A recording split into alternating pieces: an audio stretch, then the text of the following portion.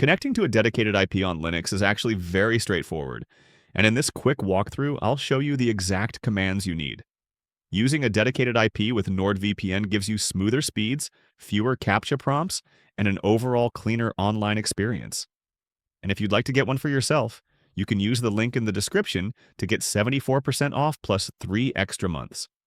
Before we get started, let's quickly go over compatibility.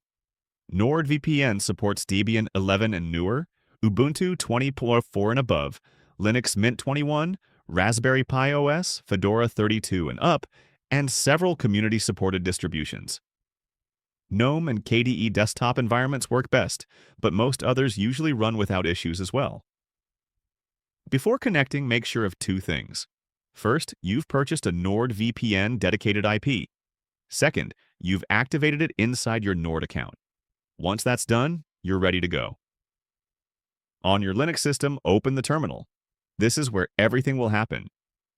To connect, use the following command format: NordVPN connect, followed by the country code and server number together. For example, you would type something like NordVPN connect US 4955. Press enter, and after a moment, you should see a confirmation message letting you know you're connected to your dedicated IP. If you want to disconnect, simply type NordVPN disconnect or use the shorter version NordVPN-D. Both commands work the same way. If you'd like to verify the connection, open your browser and visit NordVPN's DNS leak test page. It will show your active IP address almost instantly. One quick reminder: your dedicated IP is linked to your Nord account email.